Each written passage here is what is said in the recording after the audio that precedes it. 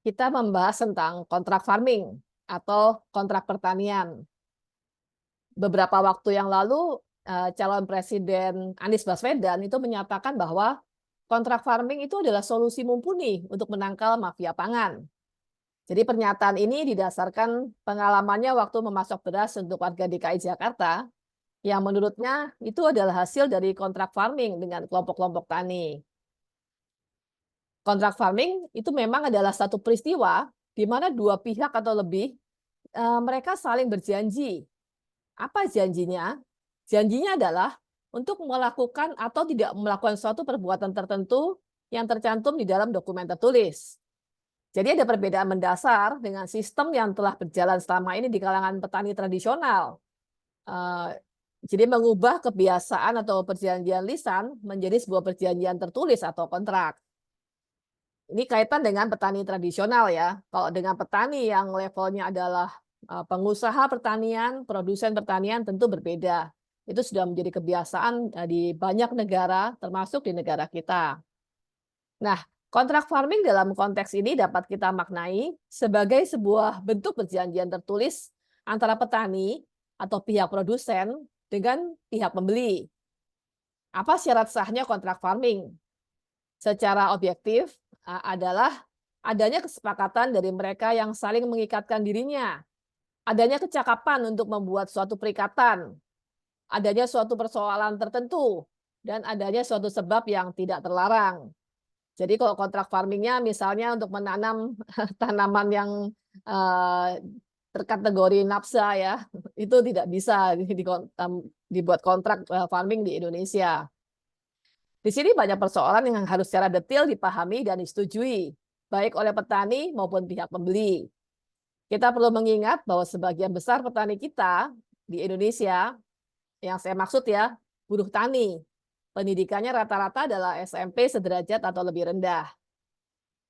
Nah, jadi kalau kita bicara tentang petani, kita mesti detail siapa petani yang dimaksud di sini.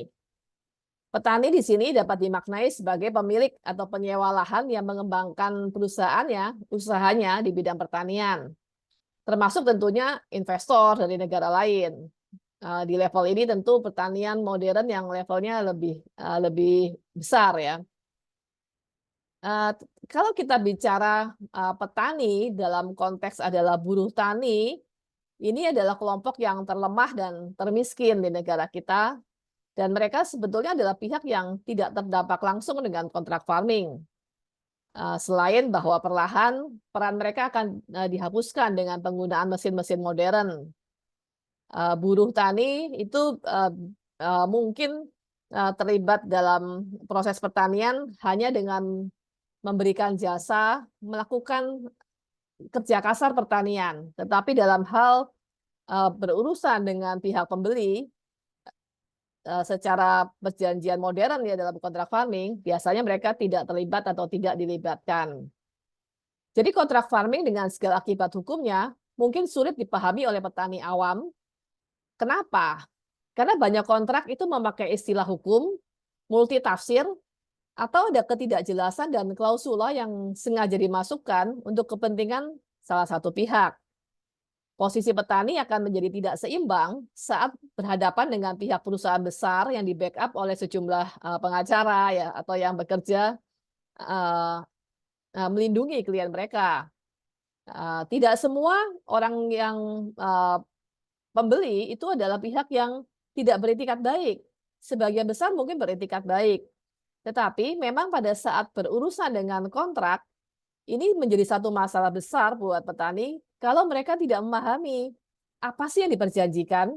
Kalau bahasanya bahasa hukum yang multitafsir, misalnya soal bagaimana teknis pembayaran, bagaimana kalau hasil pertanian ternyata gagal, bagaimana soal seandainya panennya itu ternyata tidak sesuai dengan standar yang sudah diminta oleh pihak pembeli.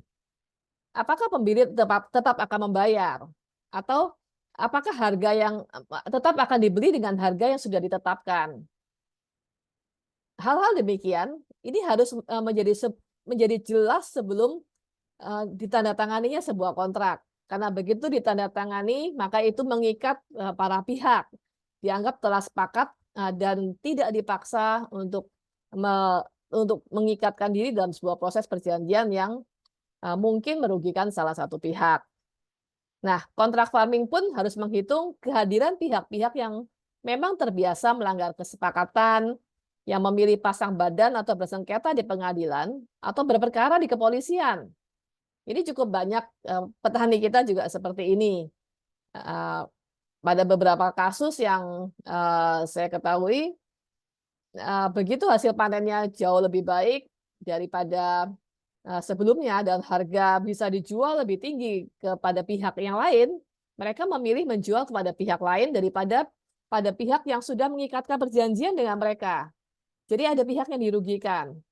Semua pihak bisa saling merugikan, semua pihak bisa saling mendukung, menghormati istri dari sebuah perjanjian.